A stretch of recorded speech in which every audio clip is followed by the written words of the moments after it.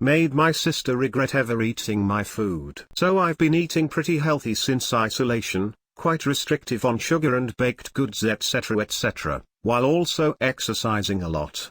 My younger sister, 15F, and I were home the other night, and for dessert we had 2 brownies, one each, that we left on the table. I ate a bite of mine before dinner because I was hungry and was craving it because I hadn't eaten anything like it since maybe March. Fast forward to after dinner, my sister's watching TV and I'm doing work in my room. I come downstairs to get the remaining half and she'd eaten them all, including my half. I was annoyed because I'd ran 15 km that day and just wanted to eat that brownie. So, I have a history of tonsillitis and I'm getting them out in a month. I've never passed it on to any of my siblings. But I told her, hope you enjoyed my brownie, now you'll have my tonsillitis too. Didn't think much of it, thinking she'd brush it off. Came downstairs an hour later and she's brushed her teeth 5 times, and is looking for a throat gargle. I say, what are you doing? And she replies with, aren't I going to get tonsillitis?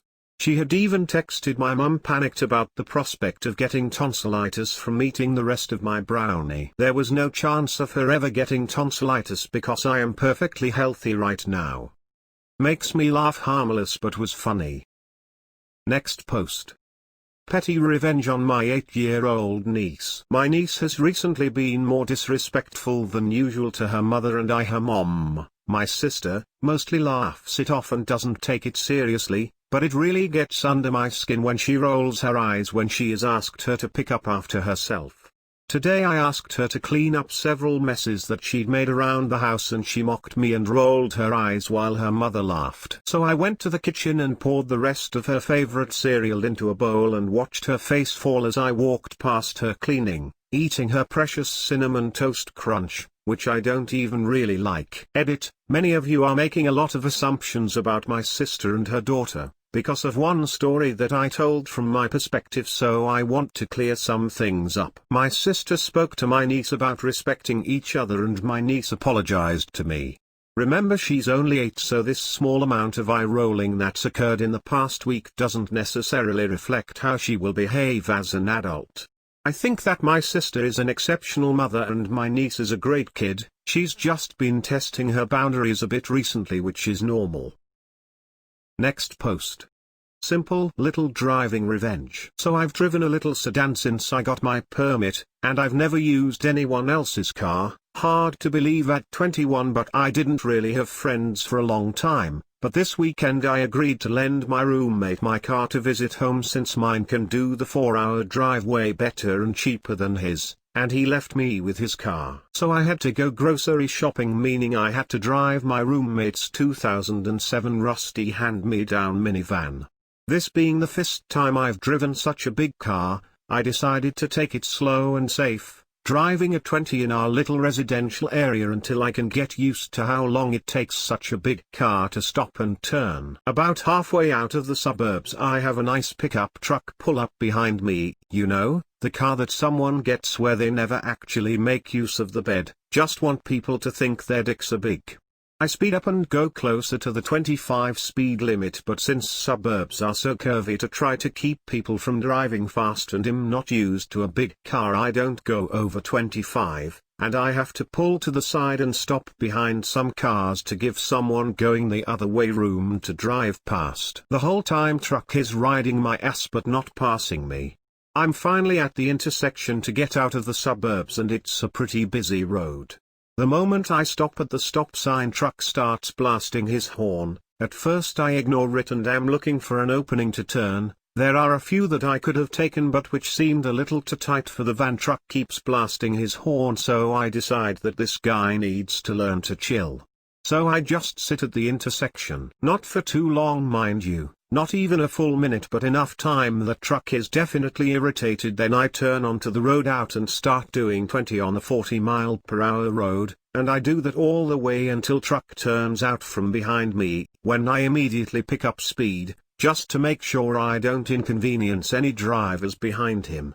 To be fair, truck had plenty of room to pass me, so really his lost time is his own fault. Was it the safest revenge? Probably not. But it is how we were told to deal with tailgating in driver's ed, so I stand by my decision. Next post. Steal my Amazon package? Enjoy your complaint investigation. I work from home. Receive a notification on my phone that my Amazon package has been delivered. It's a couple $100 item, so I immediately go outside, but no package anywhere. I was outside as the delivery van was driving away, so literally no way a package thief snatched it in 20 seconds. The Amazon driver is 2 houses down. Excuse me. I received notification that my package was just delivered, but it's not there. Driver looking shocked, stammering over words. Oh, what's the address? Give him address. Yeah, I just delivered it to you. No, you didn't. I'm calling Amazon and y'all can sort this out. Start walking away. Driver calls out, oh, I found your package. But it says there's an issue and I can't deliver it. It's likely a duplicate and another driver will be by later to deliver the correct one. Then why did you mark it as delivered? Oh, because I didn't see there was an error. The other driver will be by later. No, I'm calling Amazon now. Walk away. Called Amazon to report the incident. They say nothing is wrong with my package and it's marked as delivered. I tell them about the interaction and they say the driver should have given me the package. Even if it's a duplicate, the driver is not supposed to withhold a package. They'll investigate and get back to me in 24 hours. 2 minutes after getting off the phone with Amazon, doorbell rings. I happened to be next to the door, so open it within 5 seconds to see the same delivery driver hauling ass down. My driver jumps in delivery van and speeds off through the neighborhood. Look down and my package is there. Call Amazon again to let them know that I just got the package and it was the same driver who hauled tail. They said they would be opening an investigation into the driver. I also told them about how fast he was driving through the neighborhood. I felt like a Karen calling to complain, but truly believe this driver was running a package stealing scam. Marks package as delivered, customer says they never received, driver says well, a package thief probably stole it before you looked for it. Next post. I got revenge for my friend when a hypocrite asked for homework help. In year 7 there was a WhatsApp group set up by some of my class meant for people to ask questions about homework and all that stuff. We would try to have fun there, but the group was ran by a popular kid that didn't like me and my friends because we were nerds or whatever. I'll be honest, it would get me down, and now I think about it, you could count it as bullying. One day my friend went on there asking about a detail about some homework and the popular kid jumps right in and said she should have been listening. This group was made for homework help. We all know it was purely because he didn't like us. Literally 2 days later he goes on the group chat asking when is the homework due. Straight away I reply with you should have been listening. No one said anything for days. Next post. Evil landlord revenge. When I was in university, I'd heard stories about horrible landlords of student housing but hadn't experienced it myself. Until 3rd year, when it felt like we got 3 years worth of shitty landlords all in one go. It began when I heard noises in the wall behind my bed at night. I brushed it off for a while until I realized that it was an animal in the wall. I told the landlords the next day, and they immediately played dumb, acting as if I was stupid in front of my housemates for suggesting that something could fit inside of a wall. That was the first alarm bell. Why immediately try to embarrass me into dropping it? After explaining that I know what a cavity wall is, she asked if we'd seen anything in the kitchen. Oddly specific. We didn't think about it until later. From then on her husband dealt with us. We weren't aware that he was our landlord too. A little time passes, still nothing done about the noise in my wall. Not that it was a surprise. I'd worked out by then that it was probably something like a mouse, and that it could run through the terrace of houses, as long as it didn't chew its way through my wall or die in there. I put the whole thing on the back burner until we were all sat in the sitting room, and heard a thud in the kitchen. Then squeaking. There was a giant rat in our kitchen. The rat disappeared into a hole in the, completely crumbling, kitchen wall, and the landlord claimed that we made it up, and that they'd never had a rodent problem. I contacted the previous tenants through Facebooking names I found on letters for them that had been posted to us by mistake. The property had had a rat problem for the last 3 years before we moved in at least. I set a rat trap and caught one, took photos, and sent them to the landlord to tell him to sort the problem out. He told us that because there was a line in our contract about the landlord not paying for pest control, the contract specified wasps' nests etc., we didn't even think about rats when we signed it, that we'd have to pay the hundreds of pounds to fix it.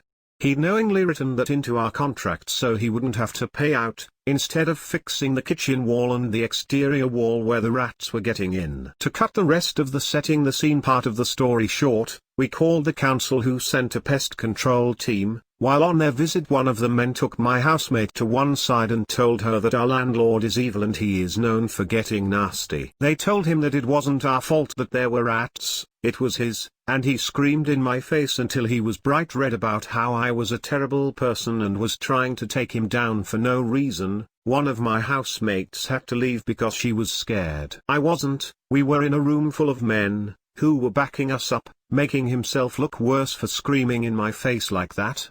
I'm F and was 22 at the time, about half his size.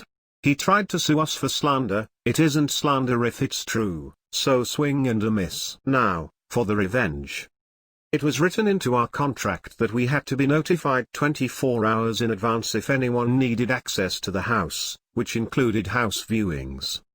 I began my mission: stop any other students from getting stuck in this hellhole. The house was being shown by agents so it made it fairly easy. I left the rat traps in prominent places, casually explaining why we needed them if asked, and if I felt I was being too subtle, making a fake show of "oh gosh, please ignore the rat traps." The landlord said he'd fix the kitchen wall where they get in but hasn't gotten around to it, so we have to catch them. I was honest about the mold problem in the bathroom. When I found out they were planning on increasing the rent by £100 a month, I made a point of saying something like, well, it's just about worth the rent I was paying. I made sure to say his name, so they wouldn't get away with using his wife's name as a front while his reputation for aggression stayed hidden. The agents never said anything to me directly, and because we had to be notified I could always make sure I was home when there was a viewing. My housemates fully supported my revenge, but I was the woman of action in the house. When I'm sure I'm in the right, I will do what's necessary to make things right. That was until they tried to turn up unannounced one day, not even knocking, just unlocked our front door and walked in.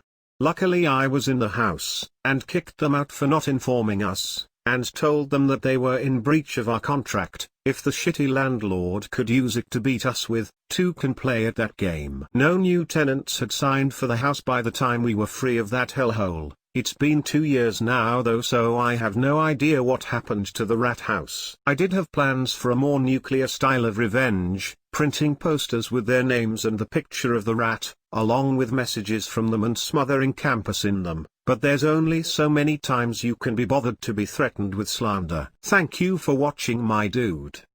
Make sure to like, comment, and subscribe to my channel. New videos are coming out daily at 5 PM Central Time. See you dudes next time.